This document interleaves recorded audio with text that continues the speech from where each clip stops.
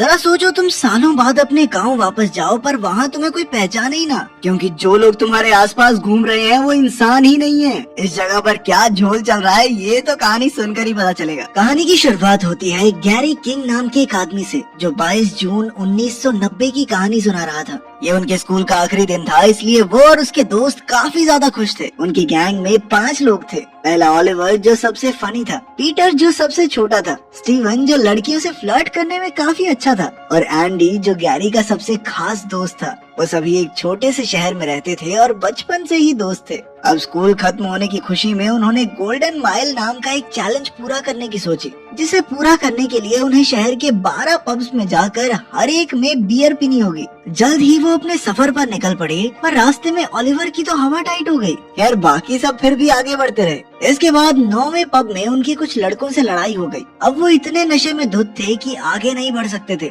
किसी को चोट लग गई थी तो कोई उल्टियां कर रहा था, इसीलिए वो अगले 3 पब्स में गए ही नहीं और पहाड़ी की चोटी से एक टूटता तारा देखने लगे। इसके 20 साल बाद अब गैरी नशा छोड़ने के एक प्रोग्राम में उस दिन की कहानी सुना रहा था, क्योंकि ये दिन उसकी जिंदगी का सबसे अच्छा दिन था। एक बच्चे ने उससे पूछा कि वो बाकी के 3 पब्स में क्यों नहीं गए, तो गैरी गहरी सोच में पड़ गया और उसके चेहरे पर एक अलग सी मुस्कान आ गई। इसके बाद हम देखते हैं कि गैरी ने अपने पुराने दोस्तों से मिलकर एक बार फिर से गोल्डन माइल चैलेंज पूरा करने का फैसला किया। लेकिन वो सब चैलेंज में नहीं आना चाहते थे, क्योंकि उन्हें पता था कि एंडी तो किसी भी हाल में नहीं आएगा, क्योंकि उसकी और गैरी की लड़ाई हो गई थी। लेकिन गैरी ने उन्हें विश्वास दिलाया कि भाई तुम तो मानो, मैं उसको भी लेके आऊंगा पक्का। इसके बाद वो एंडी से मिलने गया, जो एक कॉर्पोरेट वकील था। खैर अब गैरी ने एंडी को अपने साथ गोल्डन माइल चैलेंज के लिए चलने को कहा, मगर एंडी ने इससे साफ इनकार कर दिया। गैरी ने कहा कि उसकी माँ हाल ही में कैंसर से चल बसी, जिस वजह से वो बेहद परेशान है। ये सुनकर एंडी को गैरी के लिए काफी बुरा लगा। खैर फिर अगले दिन ओलिवर, पीटर और स्टीवन ट्रेन स्टेशन पर पहुँचे तो एंडी पहले ही वहाँ मौजूद था।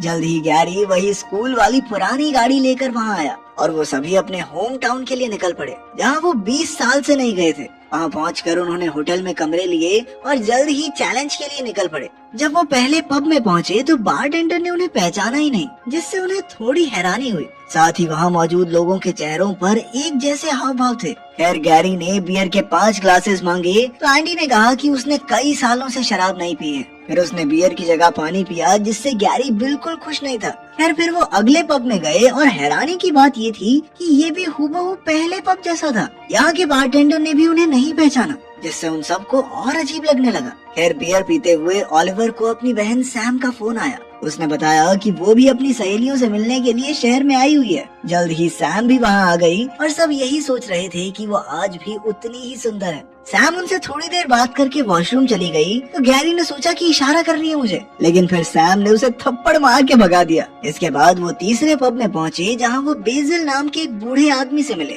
जो कि एलियंस, उड़न तश्तरियों और अंतरिक्ष के रहस्यों के बारे में बातें करता था। गैरी ने उससे बातचीत करने की कोशिश की, पर बेजिल ने तो उसे पहचाना तक नहीं। फिर जब गैरी ने बियर ऑर्डर की तो बारटेंडर ने बियर देने से इनकार कर दिया और कहा कि 1990 में उन्हें इस पब से बैन कर दिया गया था। ये सुनकर वो सब बाहर आ गए, पर गैरी ने फिर भी 2-4 घूंट पी ही ली। इसके बाद वो चौथे बार में पहुंचे। वहाँ बियर पीते हुए वो शेन नाम के एक आदमी से मिले, जो स्कूल में उन्हें परेशान किया करता था। पर शेन को तो ऐसा कुछ याद ही नहीं था। सबको उस पर बहुत गुस्सा आया, पर गैरी ने बात घुमाने की कोशिश की। इससे सब और भड़क गए तो गैरी वॉशरूम चला गया। इधर पीछे से उसके फोन पर उसकी माँ का कॉल आ गया, जो उसके मुताबिक कैंसर से मारी गई थी। उधर वॉशरूम में गैरी ने एक लड़के से बात करने की कोशिश की, पर उसने गैरी पर ध्यान ही नहीं दिया, जिससे गैरी को गुस्सा आ गया और उनकी हाथापाई शुरू हो गई। वो लड़का बहुत अच्छा फाइटर था, पर गैरी ने उसे उठाकर टॉयलेट में पटक दिया। लेकिन तभी उसने देखा कि ये लड़का तो इंसान ही नहीं था, क्योंकि उसमें एक नीला लिक्विड और मैकेनिकल पार्ट्स थे।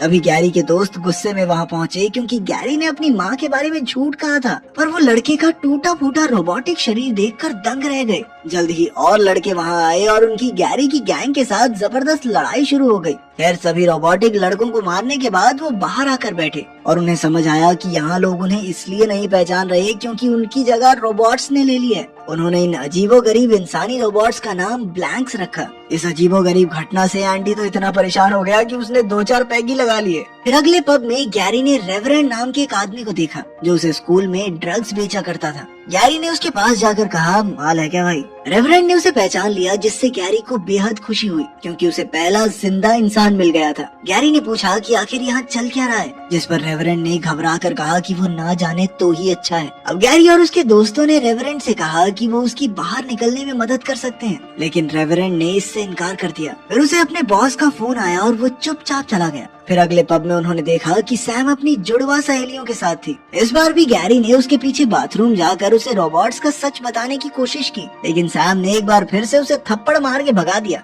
बाद में उसने अपनी सहेलियों से कहा कि गैरी रोबोट्स के बारे में पता नहीं क्या अजीबोगरीब सी बातें कर रहा था। तो अचानक उन्होंने गुस्से में आकर सैम पर हमला कर दिया और तभी अचानक गैरी ने बीच में आकर उसकी जान बचाई। तब सैम को समझ आया कि गैरी सच बोल रहा था। इसके बाद वो अगले बार में पहुंचे तो वहाँ मस्त पार्टी चल रही थी। तभी अचानक वो बूढ़ा आदमी बेजल स्टीवन को खींचकर स्टोर में ले आया और इस शहर का पूरा सच बताया। असल में 1990 में उन्होंने जो टूटता तारा देखा था वो असल में द नेटवर्क नाम का एक एलियन ग्रुप था। एलियंस ने शहर के नीचे अपना ठिकाना बनाया और शहर पर कब्जा करने की प्लानिंग करने लगे। फिर एलियंस ने धीरे धीरे इंसानों को अगवा करके उनके डुप्लीकेट रोबोट्स बनाना शुरू किया। ये रोबोट्स असली डीएनए से बनते थे, जिन्हें वो किसेज या ग्लास पर लगे थूक के जरिए इकट्ठा करते। ये सुनते ही स्टीवन अपने दोस्तों को बचाने दौड़ा, जो नशे की हालत में ब्लैंक्स के साथ काफी घुल मिल रहे थे। वो सैम की मदद से सबको बाहर लाया और बेसिल का बताया हुआ पूरा सच सुनाया। स्टीवन ने कहा कि उन्हें इसी वक्त घर वापस चलना चाहिए, पर गैरी ने साफ इनकार कर दिया और ओलिवर ने भी उसका साथ दिया। असल में वो अब भी किसी भी हालत में चैलेंज पूरा करना चाहते थे। इसके बाद वो एक सुनसान बार में पहुंचे,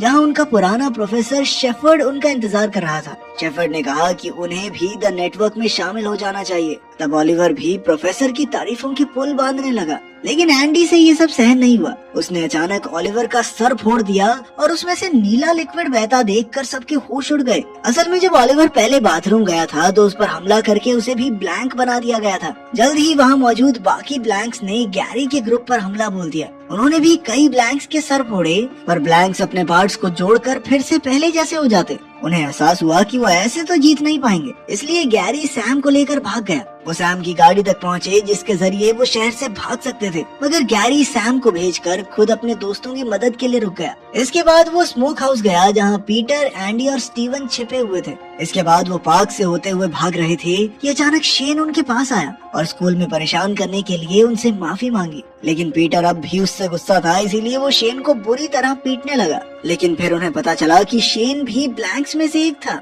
अगर कुछ ही पलों में ब्लैंक्स ने पीटर को चारों ओर से घेर लिया और उसे भी अपने जैसा बना दिया। वहीं उसके दोस्त बेबस होकर ये देखने के सिवा कुछ नहीं कर पाए। फिर वो तीनों गैरी की गाड़ी लेने पब नंबर 10 में गए। वहाँ गैरी ने बियर पी और एंडी को गाड़ी की चाबी देकर भाग निकला। एंडी भी उसके पीछे दौड़ा और स्टीवन गाड़ी लेकर उनके पीछे। रास्ते में गैरी ने कई ब्लैंक्स का सामना किया और 11वें पब में पहुंचकर फिर से दारू पी। जल्द ही एंडी वहाँ पहुंचा और स्टीवन तो गाड़ी से दीवार तोड़कर अंदर ही घुस आया, लेकिन गैरी अब भी उनसे बचकर अगले क्लब की ओर भागा। एंडी भी उसके पीछे था, मगर स्टीवन को कई ब्लैंक्स ने घेर कर उस पर हमला कर दिया। आखिर में गैरी 12वें और आखिरी पब में पहुंचा, जिसका नाम था द वर्ल्ड्स एंड, जहाँ टेबल पर एक ग्लास बियर पहले ही रखी हुई थी, लेकिन उसे पीने से पहले ही पीछे से एंडी ने उसे धक्का दे दिया। उन दोनों में लड़ाई शुरू हो गई तो अचानक एंडी की नजर गैरी की कलाई पर पड़ी, जहाँ पट्टी बंधी हुई थी। असल में गैरी अपनी जिंदगी से काफी हताश था। उसने बताया कि जिस रात से वो गोल्डन माइल चैलेंज हारा था,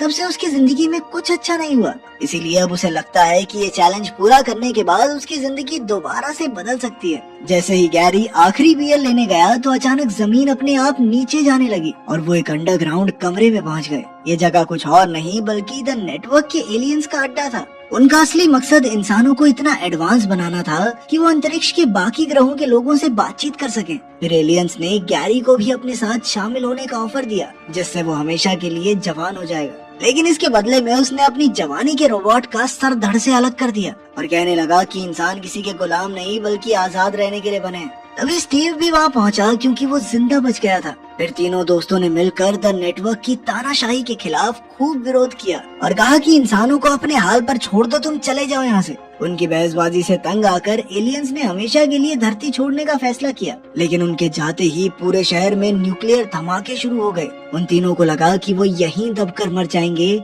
मगर तभी बेजिल ने वहां आकर उन्हें सीढ़ी पर चढ़ाया और वो तीनों तुरंत दौड़कर बाहर आ गए, जहां सैम पहले ही उनका इंतजार कर रही थी। फिर वो तुरंत गाड़ी से भाग निकले और उनके पीछे जबरदस्त धमाका हुआ। आखिरकार वो उसी पहाड़ी पर आ पहुंचे जहां वो 20 साल पहले थे और अब पूरा शहर उनकी आंखों के सामने तबाह हो रहा।